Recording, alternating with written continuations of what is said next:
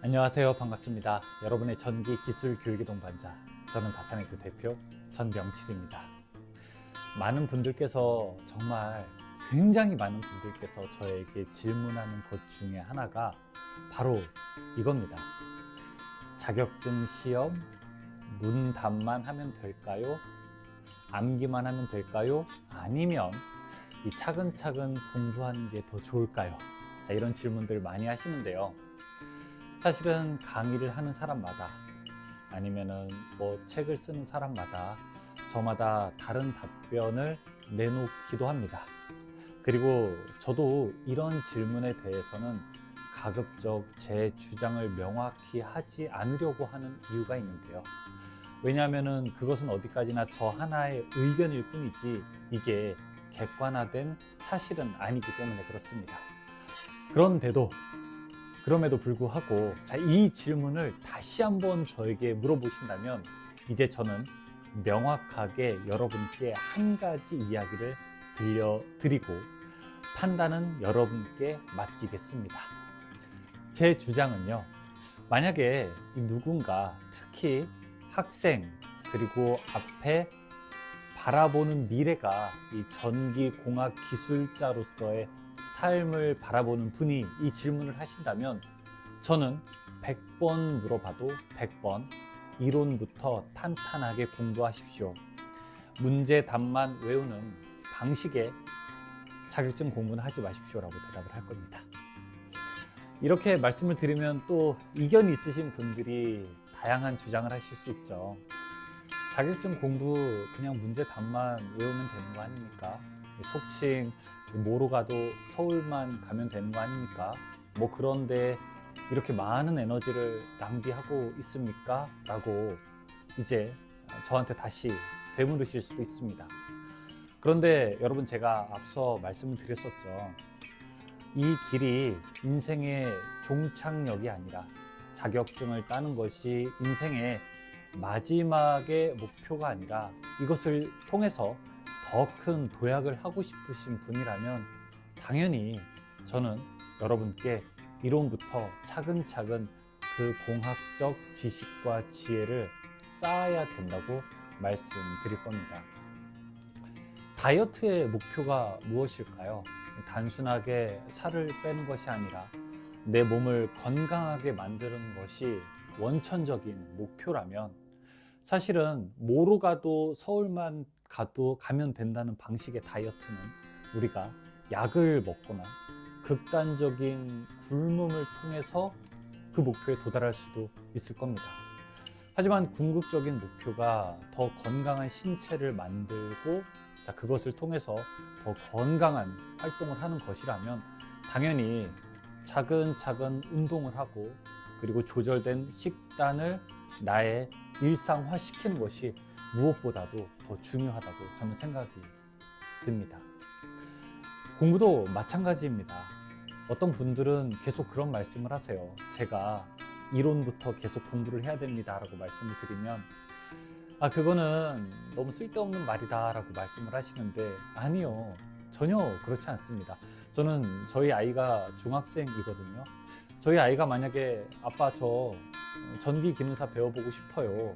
그런데 너 왜 이거 배우고 싶니? 라고 물어봤을 때 저는 전기공학 기술자가 되는 게 꿈이다. 아니면 내가 전기를 정말 잘 알고 싶습니다. 라고 이렇게 이야기를 할 때 저는 당연히 차근차근 그 용어와 뜻을 온전히 너의 것으로 만들어라 라고 이렇게 대답할 겁니다.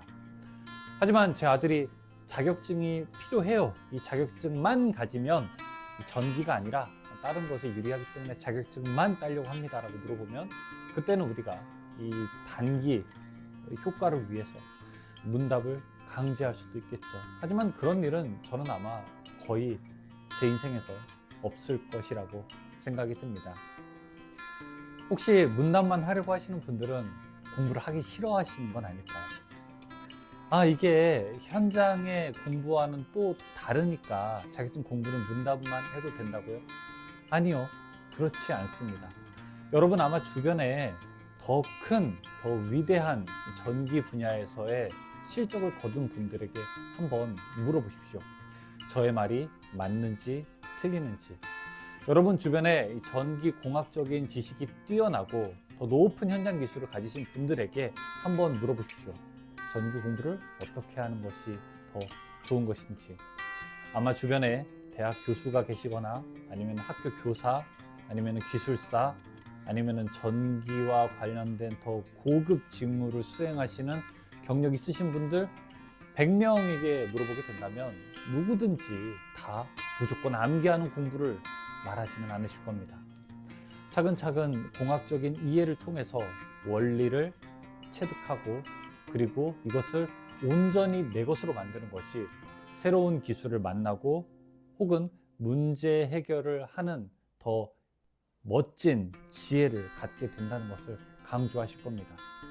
자, 저는 여러분 이 대목에서 여러분께 정말 무엇이 중요한지를 다시 되물어보고 싶습니다.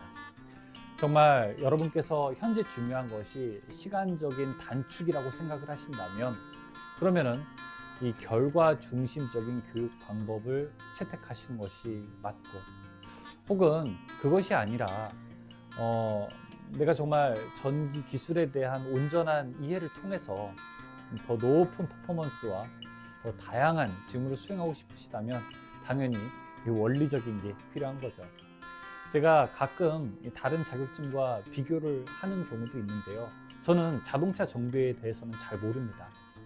그런데 만약에 누군가 저에게 자격증 공부 중에서 자동차를 한번 공부해 봐라라고 이야기하거나 아니면 저 스스로 자동차에 대해서 공부를 해야 되겠다는 동기가 부여되었을 때 저는 자동차 공부를 한다면 아마 자동차 정비 기능사부터 할 것 같습니다.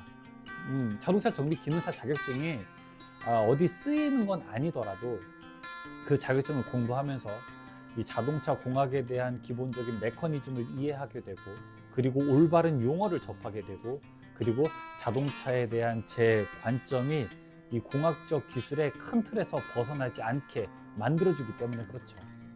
그렇게 저는 자동차 정비 기능사를 취득한 다음에 아마 제가 조금 더 관심 있는 분야, 자동차 튜닝이나 아니면은 인테리어나 아니면은 자동차 전기나 그 분야에 대해서 더 심화, 더 응용된 공부를 할 겁니다. 그렇게 하게 된다면 단단한 기반을 가진 상태로 응용공학을 공부하기 때문에 그 체계도 더 튼튼하거니와 제가 아주 더 똑똑한 사람이 될 것 같다는 생각이 듭니다. 그런데 만약에 제가 자동차 정비기능사를 단순하게 암기만 했다고 한번 해보죠. 문답 관연도 문제 쭉 가지고 문답만 외웠다면은 저는 자격증을 손에 넣었다 하더라도 제가 가지고 있는 자동차에 대한 공학적 이해도는 너무 낮아서 응용 공학을 할 때도 저는 아마 너무 헤맬 것 같습니다. 자, 이런 어려움이 있는 거죠. 그래서 여러분 공대를 혹시 다녀보신 분들은 아시잖아요. 1학년, 2학년, 3학년 동안 얼마나 우리가 수학적 접근법에 대해서 많이 배우는지요. 대학교에서는 공통 수학뿐만 아니라 미분, 적분, 그리고 미분 방정식 등의 이런 수학적 지식을 엄청나게 배우게 되는데 그런 것들을 배우는 이유는 무엇인가요? 이것을 토대로 더 높은 지식들을 그 위에 쌓을 수 있기 때문에 그렇죠. 나는 현장만 갈 거니까 그런 수학적 지식은 필요 없다고요? 나는 현장에만 있을 거니까 자격증만 있으면 된다고요? 아니요, 그렇지 않아요. 그런 현장 직무에 대한 이해도가 낮은 상태에서 우리가 흔히 수변전 설비에 대한 이해도가 낮은 상태에서 더 안전한 공법을 연구한다거나 더 안전한 설비에 활용을 한다는 것은 정말 그러면 가능할까요? 어떤 분들은 또 물어보시기도 합니다. 현장 실무와 자격증은 너무 달라요. 자격증은 그냥 하나의 요식행위에 불과하지 않습니까? 물어볼 수 있습니다. 그런데 그렇게 본다면, 그런 관점에서 본다면 우리가 받고 있는 라이센스는 정말 현장 직무와 굉장히 밀접한 관련이 있나요? 여러분, 자동차 운전면허증을 받는 것이 정말 우리가 운전을 잘하는 것과 그렇게 많이 관계가 있나요? 어떻게 보면은 관계가 별로 없기도 하죠. 가장 첫 단계의 운전을 할 수 있을 정도의 자격만 주어지는 것 뿐이니까요.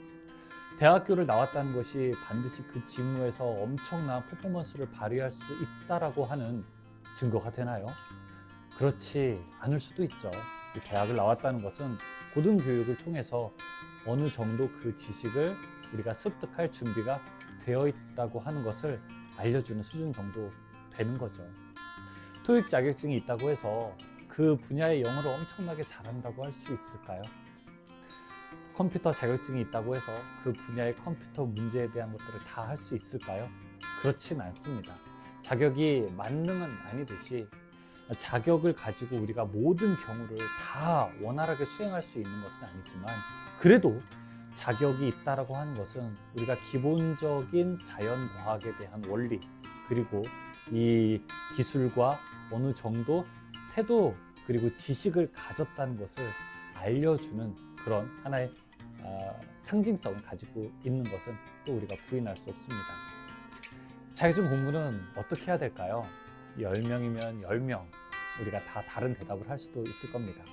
자, 그리고 흔히 편한 공부를 하고 싶으신 분들은 문답식으로 하시는 게 좋습니다라고 그렇게 하는 주장에 귀가 솔깃할 수도 있습니다.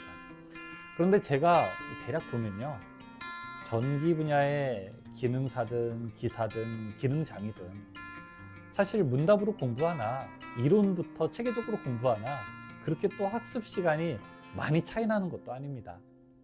어쨌든 차근차근 공부하신 분들은 그런데 끝나고 나서도 남는 게 많이 있고, 그 다음에 상위 자격을 공부하실 때 조금 더 쉽게 도약할 수 있는 그런 힘을 가지고 있죠. 왜요? 공부를 이론부터 하는 것은 보통 어려운 게 아니거든요. 이론부터 공부하려면 인내심이 있어야 되거든요. 그런데 이론부터 공부하신 분들은 그 수련의 과정을 통해서 인내심을 축적했기 때문에 그렇습니다. 저 자격증, 생애 첫 자격증이 무엇이었을까요? 제 생애 첫 자격은 바로 전기 기능사입니다. 그 이후로 이제 산업기사, 기사, 기능장들을 따게 된 것인데, 그런 것들을 돌이켜 봤을 때 저에게 만약에 처음부터 공부를 해라라고 하면 저는 다시 전기 기능사부터 공부할 거고, 그리고 다시 전기 이론부터 이렇게 책을 펼칠 것입니다. 아유, 그거 참 우매한 공부 방법이야. 아유, 그렇게 공부해서는 안 되라고 누가 감히 저에게 손가락질할 수 있을까요? 저는 전혀 그렇지 않다고 생각합니다. 여러분들이 만약에 이 공학적 지식을 체계적으로 배운다고 하는 데 있어서 손가락질을 하거나 그런 방법이 정말 잘못됐다라고 생각한다면, 그러면 그분이 현재 어느 위치에 있는지 잘 한번 보십시오. 정말 그분이 그 정도로 조언을 할 수 있을 만큼 충분한 업적을 이루셨는지, 그리고 그분의 그런 태도가 다른 학문에 있었어도 우리가 확장되고 응용될 수 있는지 잘 고민을 해보시기 바라겠습니다. 여러분, 공부를 체계적으로 하고 잘하는 것을 부끄러워하거나 이상하게 생각하시면 안 됩니다. 그렇게 생각할 필요가 전혀 없죠. 여러분들이 소신껏 공부하시고 더 좋은 분이 되기를 진심으로 응원하겠습니다.